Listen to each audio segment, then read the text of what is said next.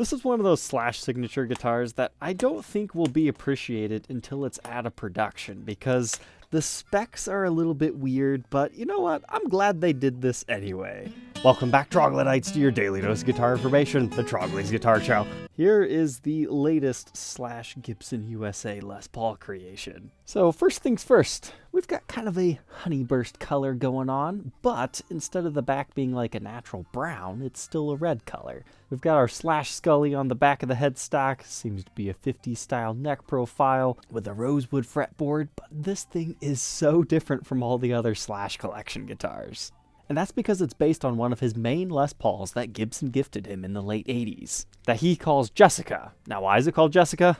Not even Slash knows. It's been reported that he named it when he was drunk one day, and it just kind of stuck. But his original's really cool looking right now because it's been used so much. The top has been refinished from its original cherry sunburst color into something a little bit more subdued. And you have to remember, historically, Gibson changes ownership in 1986. So that begins the Henry J era that lasted until early 2019. And the company wasn't really doing all that good until the early 90s. Slash was one of many people that helped bring the Les Paul back into fashion. So them gifting these two guitars to him so he retires as Derrig is a really big deal within Gibson's history. But the late 80s were kind of weird. We still had three-piece tops. They started to experiment around with their pickups. Like, this is the introduction of the HBR Bill Lawrence designed pickups. 9-hole weight relief was introduced for 1983, so they would have had some weight relieving. And it's not really until the Les Paul Classic gets introduced that things start to change even further. So this is Gibson USA's take on recreating that particular guitar.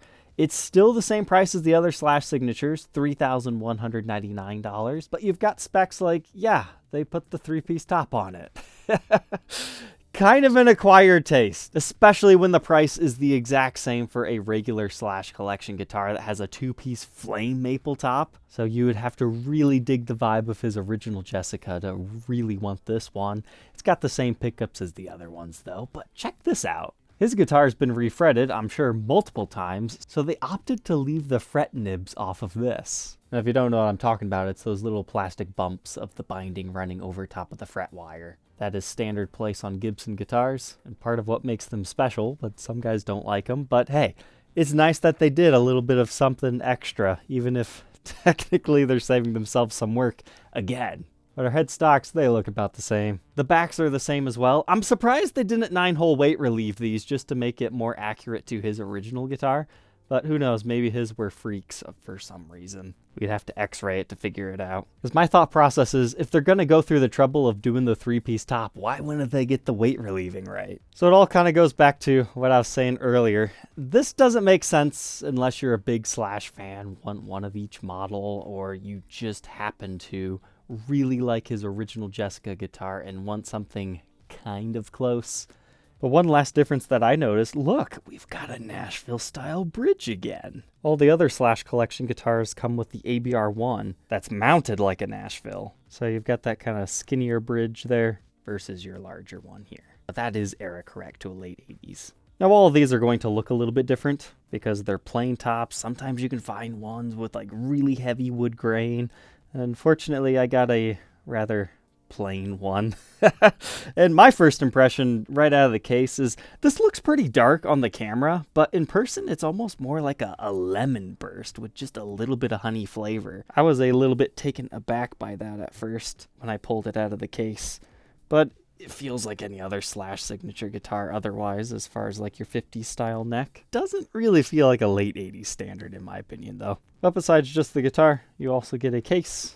It's red interior with a brown exterior. There's our original box tag and case candy, which includes all this: owner's manual, polishing cloth, silica packet with case keys, as well as your Schaller strap lock counterparts. Those do come stock on the Slash models. Got a Gibson leather strap with one of their multi-tools, a blank truss rod cover if the Slash one's not to your style, Gibson app sheet, then you've got your warranty information, pre-pack checklist, some Slash signature picks. And hey, that's nice. They're actually giving us a pick guard in a little baggie this time with all the mounting screws. So no, it's not the best deal out of all the Slash models if you're looking for the most premium features, but it's a Gibson USA tribute to a very iconic guitar. So let's just enjoy it for what it is today, throw it on the workbench to take an individual look at its parts and specs, and then get to that tone sample. Starting things off here, let's check out our pickup routes. So we don't have any finish or staining on the inside, and it's marked WH, which must stand for Honeyburst somehow, and looks like Les Paul Standard / 300. As far as the quality of the routes, yeah, there's a little bit of splinters along the edges, but far from the worst that we've ever seen. I suppose this is a better area to look at where we don't have any finish at all. But when I first saw these things get announced, I thought for sure I read the spec sheet as these get custom buckers, and that made me really excited, but no, you gotta read carefully.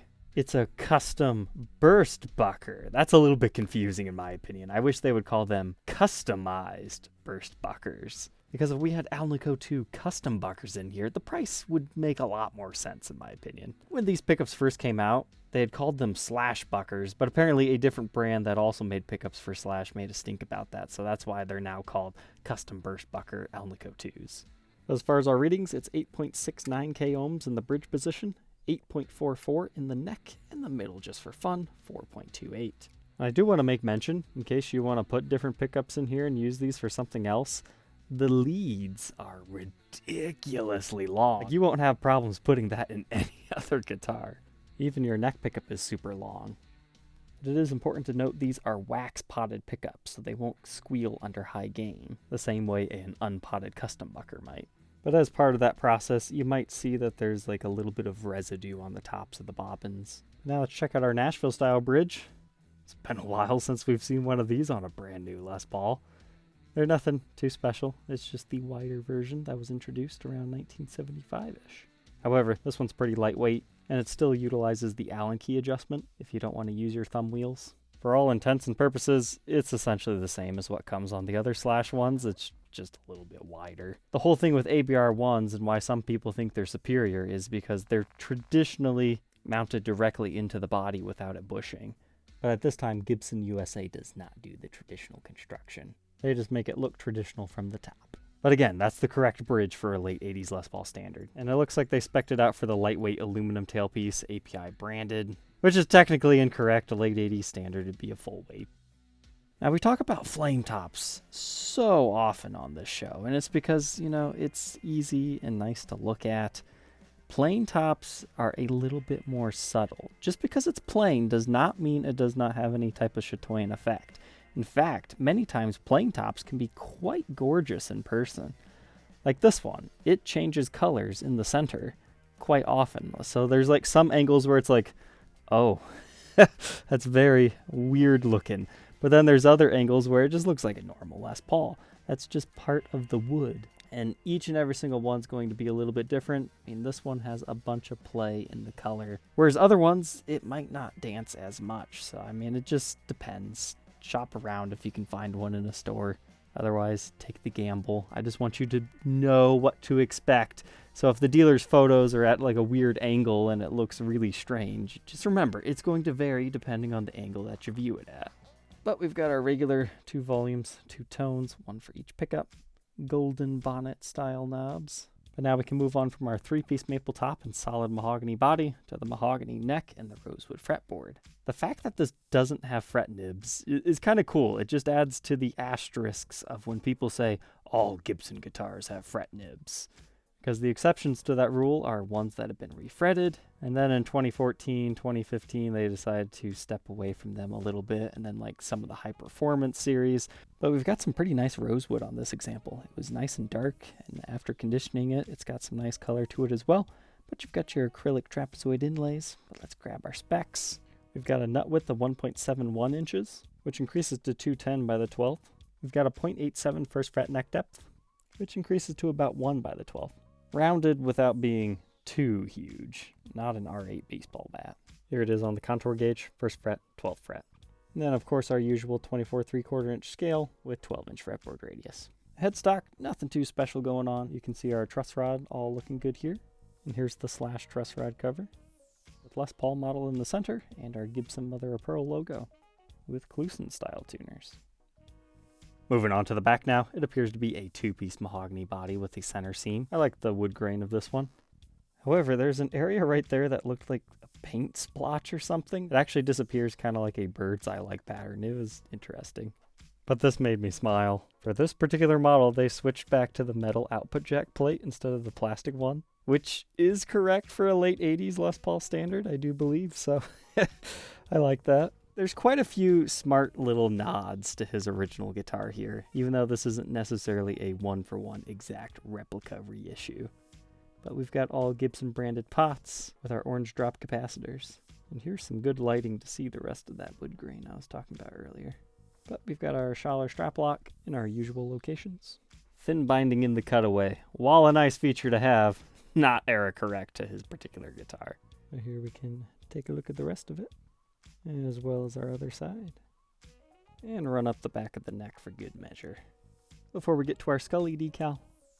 And our Gibson Clusen Deluxe style tuners with our serial number. This one dates to the 51st day of 2024. Initial batch, production number 65. But all said and done, let's see how much this one weighs. 9 pounds, 2.6 ounces. Let's go ahead, plug it in, and hear how it sounds.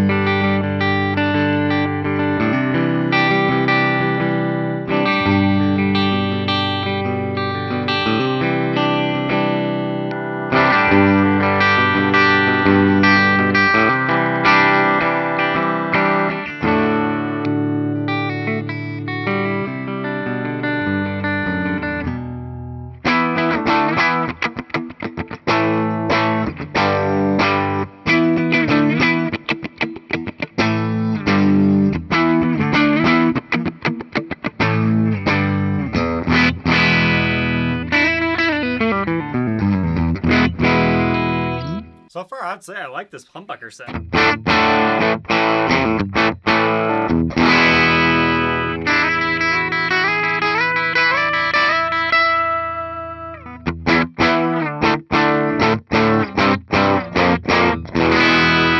With the neck pickup.